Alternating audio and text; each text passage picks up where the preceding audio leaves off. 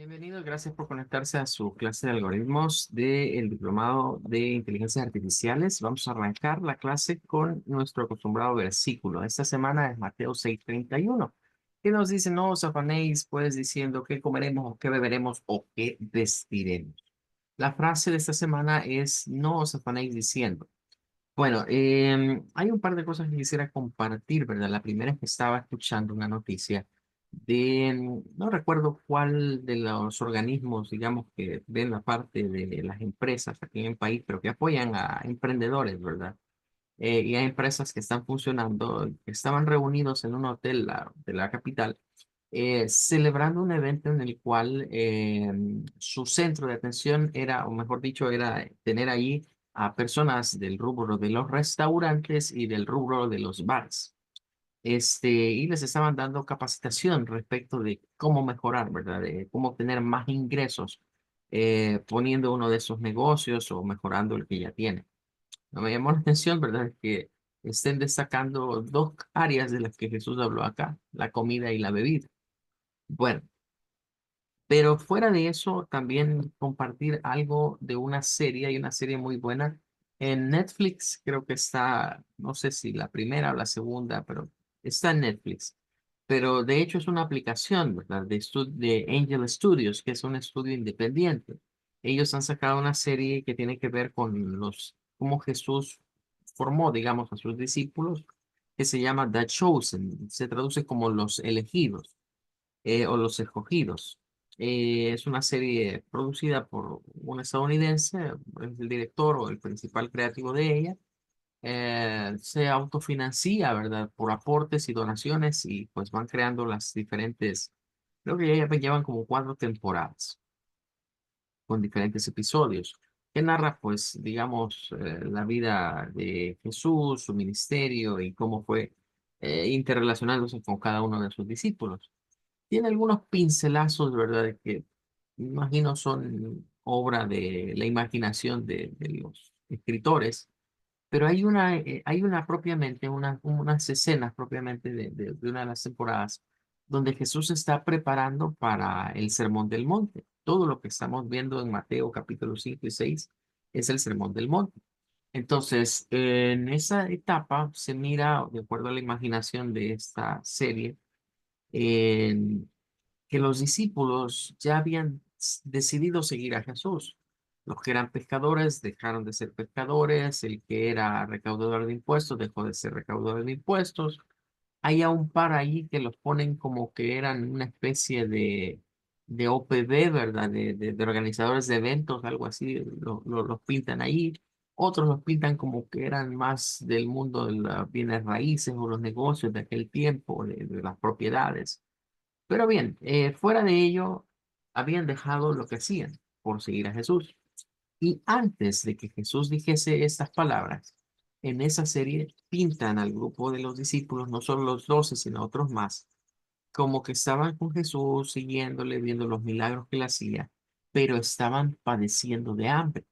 A ellos habían como hecho el plan de cómo se iban a sostener, pero llegó un momento en el que no tenían ya para comer. Y en el episodio se mira eso, ¿verdad? De que dicen: ya no hay dinero, ya no tenemos provisión. Digámosle a Jesús, ¿verdad? Más o menos, pero como le vamos a decir, mira cómo está cansado de tanta gente que ha atendido y milagros que ha hecho.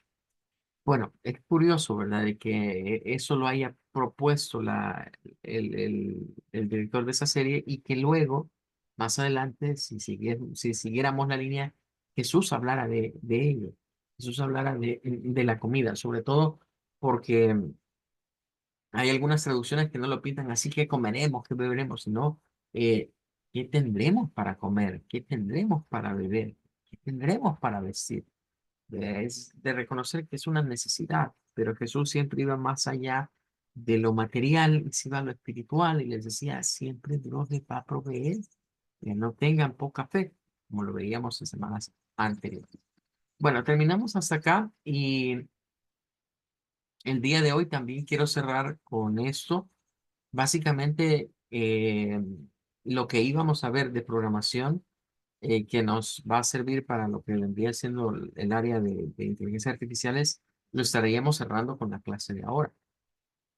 Es decir, lo que hemos visto hasta el momento nos sirve ya como una buena base para ir a entender mucho mejor el concepto de inteligencias artificiales. Por lo cual, vamos a cerrar con este artículo que contiene un resumen de lo que hemos visto en pseudointérprete. Nos habla de los bucles, ¿verdad? De estructura de control, pero aquí tenemos en un pequeño diagrama lo que vendría siendo básicamente lo que se maneja en programación. En programación le decimos que es programación estructurada porque cuando decimos que hay una estructura significa que hay un orden en el cual se sigue un proceso. Comenzamos viendo las estructuras secuenciales, en donde decíamos que un evento iba después del otro, en donde veíamos que había el diagrama de caja negra, en lo que se seguía, y básicamente datos que entraban se procesaban y daban origen a datos de salida. Eso era todo, digamos, lo que involucraba una estructura secuencial, una cosa después de otra en secuencia. Después hablamos de la estructura condicional, que vimos que habían dos, la estructura if then else, la más típica, condición simple, y luego las condiciones múltiples. A esas les llamamos estructuras selectivas o estructuras de control selectiva. Y sirven para eso, para condicionantes, en donde debemos de escoger entre uno o dos caminos o entre varios caminos. Y lo último, que es lo que quizás hemos estado tomándonos un poco de más tiempo, puesto que son más, son las estructuras de control o repetitivas.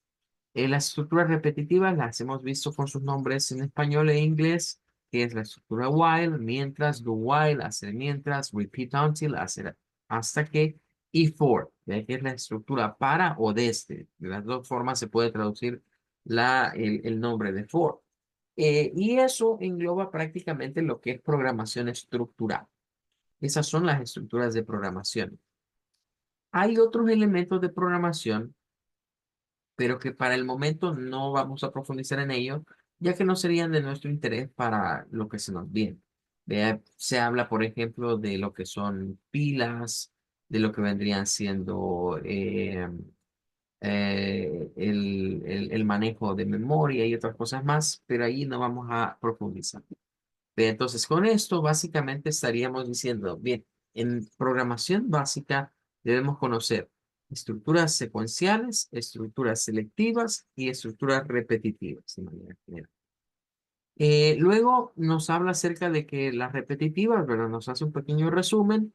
Tienen un montón de nombres. Pueden ser bucles, ciclos, iterativas, cíclicas, de repetición, ciclos de programación, instrucciones de control repetitivas. Todo nos lleva al mismo punto. Es, al final de cuentas, una secuencia de acciones que va a estarse repitiendo de acuerdo a una condición. Entonces, de ahí es donde decíamos que las estructuras repetitivas tienen parte de estructuras selectivas. Es decir, esto es como una acumulación, porque si lo vemos así, en las estructuras repetitivas, que es lo último que hemos estado viendo, se incluyen secuencias, se incluye una estructura de secuencia, se incluye estructura de selección. Vendrían siendo como más completas en ese sentido de todas, ya que nos abarcan el resto de estructuras. Hemos dicho, ¿verdad?, que las estructuras de control permiten nada más el flujo en orden, una cosa después de otra. Las estructuras ya de condición, las estructuras de selección, nos permiten escoger entre uno o más caminos a seguir dependiendo si una condición se cumple o no. Nos explican que la condición viene siendo una expresión de carácter booleano.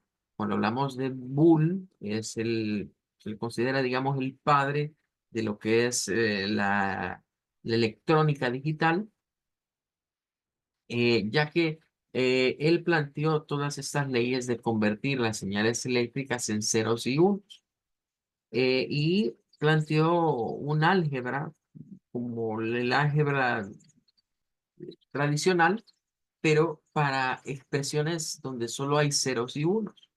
En en una expresión booleana, los valores o son falsos o son ciertos, que es lo que evaluamos en las condiciones, es sí o es no, es uno o es cero, y no hay nada más.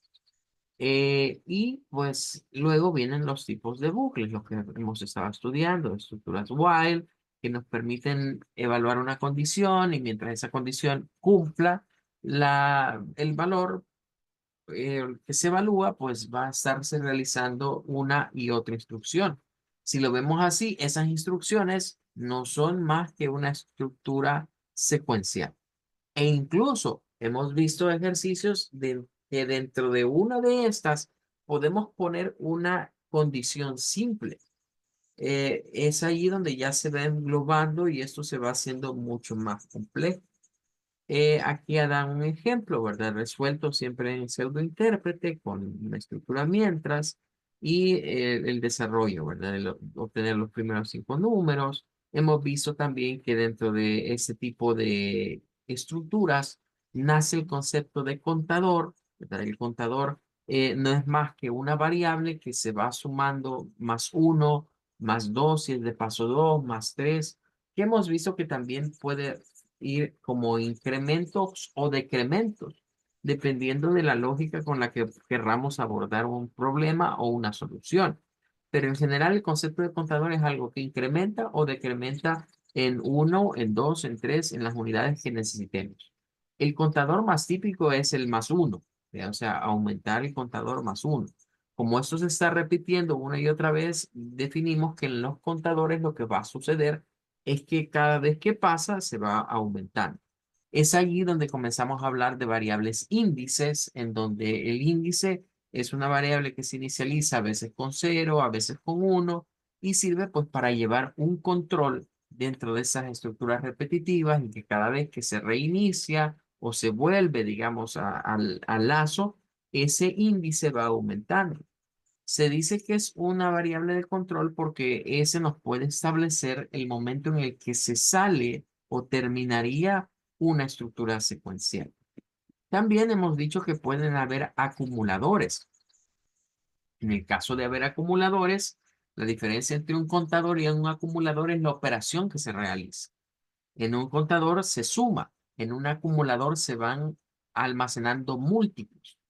En esos ejercicios de los factoriales, ¿verdad? De calcular un factorial de un número, es el ejemplo más típico que tenemos para ver cómo funciona un acumulador, en el cual lo que vamos a hacer es, como el nombre lo indica, acumular multiplicaciones sucesivas. En el contador son sumas las que se van agregando una a una. En este son multiplicaciones. ¿Por qué se multiplica? Pues por la misma variable índice. Solo que se intercambia el concepto que en vez de sumar o restar, aquí se multiplica. Eh, Luego veíamos la estructura repetir, ¿verdad? Hasta que, o la do while, que es un cambio en la while. El término de while viene a darnos la idea. Bueno, aquí primero, hacer mientras significa que hay un cambio en la condición. Es decir, la condición no se evalúa al principio, como en la while, que es lo primero que se hace, evaluar la condición, sino que esta se evalúa hasta el final. Cuando se termina la secuencia de acciones que se van a realizar, allí estaría la evaluación. Luego vimos la de repeat, ¿verdad? La de repetir, de estar repitiendo hasta que se cumpla la condición, en donde veíamos que es la misma estructura, se repite las instrucciones hasta que la condición sea cierta. Al ser la condición cierta, se deja y se pasa al siguiente bloque. Y claro, ¿verdad? También estuvimos hablando acerca de lo que vendría siendo el bucle for, que es básicamente, decíamos, mire, esto es como el while, pero automatizado. A diferencia de las anteriores, este tiene muchos parámetros. En las primeras tres, básicamente lo que tenemos es una condición, nada más. Y si esa condición se llega a cumplir o no, pues se va a repetir tanto número de veces la secuencia. Lo que cambia es, bueno, evalúa la condición al inicio del ciclo o la evalúa al final. Pero en for decimos que hay más parámetros a configurar. En este caso, ¿verdad? Tenemos ya definido una variable índice. Automáticamente debemos de tener una variable índice, la cual tiene un valor inicial con el cual arranca y luego un valor final. En eso va en la parte del asta. Entonces significa que allí ya tenemos como el valor de inicio y el valor de arranque de esa variable de control. Que para las otras estructuras repetitivas tenemos nosotros que crear nuestro índice. Esta ya lo trae hecho. Aparte de ello, en las otras teníamos que crear nuestro contador para llevar ese conteo de cuántas veces se va pasando dentro de ese lazo una y otra vez. Y que ese contador nos sirve como para controlar el momento en el que debemos dejar la estructura o el momento en el que la repetición va a finalizar.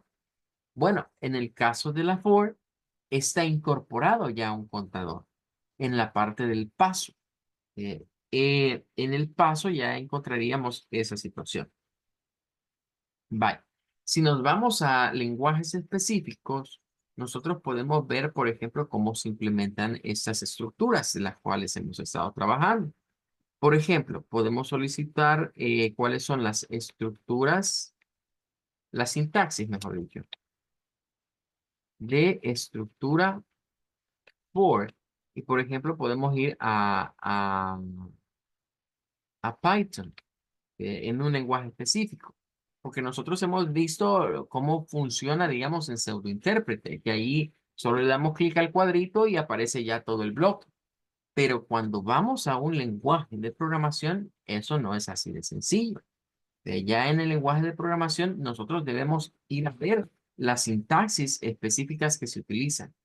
Entonces, aquí tenemos, por ejemplo, la sintaxis de un for. Nos dice que primero se escribe for, luego los elementos, luego va in, y luego iterable sería como decir las veces que esto se va a estar repitiendo, y luego va el código de lo que se va a repetir. En este caso, ¿verdad? Diríamos acá que el elemento dice variable del elemento dentro del iterador, o sea, dentro del índice. Tenemos un ejemplo aquí de cómo se estaría utilizando. Se cargan los valores, por ejemplo, estos números son cargados y se dice for, desde que la n vaya con el incremento de los números, que se impriman los números. Entonces, se inicializa lo que es la variable n con 1, obviamente va a ir aumentando y aquí nos explican cuál es el concepto de iterable, que es un iterador, es un objeto que recorre los elementos. Aquí nos va dando el ejemplo de esa iteración. Entonces, en este caso podemos ver que la estructura for, por lo menos en Python, es mucho más sencilla. Si nos vamos, por ejemplo, ahora a preguntar por la misma estructura en Java, ya no en Python, sino en Java, y vemos cómo es la estructura, vamos a encontrar pues diferencias. Siempre se llaman for, eso no cabe duda de que todas inician con for. En inglés, claro está. Vean, no es como en pseudointérprete que para, vean, en español. Ya en los lenguajes en específico se usa for. Nos dice que la estructura es inicializar la variable de ejecución, la condición de terminación y el cambio de las variables de ejecución. Y luego las indicaciones. Y aquí tenemos un ejemplo de ya de la implementación. Dice for, y esa sería la variable índice, desde que variable de índice sea igual a 1 hasta que sea menor o igual a 5 y más más. Eso es el típico contador en lenguaje C, porque recordemos que Java es lenguaje C. Si nos vamos a JavaScript o cualquier lenguaje que se desprenda de C, siempre se usa esa estructura de I más más. I más más es como decir incrementar el contador en 1 o como hacer la operación I es igual a I más 1. Ese conteo que llevamos ahí. Entonces, en este lenguaje específicamente, si quiero que mi incremento sea de 1, se pone así, I más más. Si no, se pone I más 2, I más 3, o sea, ir variándolo de acuerdo a lo que necesitamos. Y eso sería pues para este lenguaje. Bueno, luego nos dan, bueno, aquí hay un ejemplo de while, podríamos aprovechar en el while. En el while, por ejemplo, comienza acá, primero se inicializa el contador, vea, eso se tiene que hacer en el while antes. Luego se dice while, mientras la i sea menor que 5, se abre aquí estas llaves, eso es importante, porque en ese lenguaje, pues las llaves denotan Bueno, eso es parte del lazo. ¿Vea? Y pues mientras la i sea menor o igual a 5 va a ser eso. Así de simple. ¿Vea? Y cuando la i ya llegue a 5 pues entonces va a salir de lazo, cuando ya no se cumple la condición. Resulta quizás un poco más práctico. Si le preguntamos acá, por ejemplo, sintaxis de la estructura for en C numeral, por ejemplo, eh, vamos a ver acá, vamos a ver eso. Encontraríamos la sintaxis específica. En ese caso nos dice que es for, comienza con la iteración, ¿verdad? En ese caso o sea, eso se tiene que escribir así, entre paréntesis, y luego i igual 0, que es la inicialización de la variable índice, hasta dónde va a llegar y el incremento. Y luego entre estas llaves acá, se debe de poner las secuencias de acciones que se van a realizar. Entonces, puede ver que si lo vemos así, en lenguaje C, Java, e incluso si nos vamos a JavaScript, va a ser casi la misma sintaxis y la misma estructura. Y así para cada uno de los lenguajes que querramos ver o que querramos ir tocando. Es de entender la estructura, buscar la sintaxis y luego irla adaptando a lo que ya conocemos de pseudointérprete, lo que ya sabemos en términos de lo que vendría siendo digamos, sus valores o sus elementos. Eso va a ser, digamos, siempre repetitivo en términos de que se nos da lo que vendría siendo una visión de hacia dónde van estas estructuras, ¿verdad? Hacia dónde van estas estructuras. Bueno, con esto estaríamos cerrando entonces esta parte, digamos, de lo que sería lo de los algoritmos, de lo que sería un poquito de programación. Ya para la siguiente clase vamos a meternos ya más en lo que vendría siendo el tema de inteligencias artificiales. ¿Qué es lo que vamos a estar trabajando en inteligencias artificiales? Bueno, lo primero es conocer los tipos de inteligencias artificiales. Vamos a comenzar a ver cómo han surgido esas inteligencias artificiales, de dónde han venido. Hay una, eh, hay una situación que debemos tomar en cuenta y es que muchas veces las películas han sido referentes o influyentes para el desarrollo de la tecnología. Hay muchas cosas que la ciencia ficción nos ha planteado años atrás cómo serían y en el venir de los años se han ido dando de esa manera. Eh, mm, ya hemos hablado de algunas películas cuando dimos introducción a lo que es el diplomado, pero vamos a hacer referencia a ellas nuevamente cuando vayamos viendo cuáles son las tecnologías de inteligencia artificiales que existen. Pero de manera general vamos a ver que hay inteligencias artificiales para hacer chat, es decir, para conversar con una inteligencia artificial y hacerle preguntas y que ella nos responda. Hay otro rubro, digamos, que hoy es las imágenes, crear imágenes con IAs. Videos es otro rubro, parecido un poco a las imágenes, pero es otro rubro, los videos. Música, para crear música con inteligencias artificiales. Bueno, y así vamos a ir desglosando en las siguientes clases cuáles son los tipos de tecnologías de inteligencia artificiales que existen en la actualidad. Y vamos a ir trabajando con algunas de las más reconocidas, vamos a ir viendo cómo es la interacción con ellas, cómo las podemos utilizar, digamos, incluso para ambientes productivos, ¿verdad? Porque es bonito, digamos, curiosear con ellas, pero es de pensar también, bueno, y el usar esas plataformas, ¿qué provecho puedo yo obtener? Más allá de saber cómo funcionan, ¿qué provecho puedo sacarle? ¿Qué jugo puedo obtener de ellas? Entonces, eso lo vamos a comenzar a discutir ya a partir de la clase del día de mañana. Bien, por el momento vamos a cerrar hasta acá, nos vamos a despedir, que Dios les bendiga y nos veríamos, Dios mediante, el día de mañana. Feliz noche. Gracias, buenas noches. Feliz noche.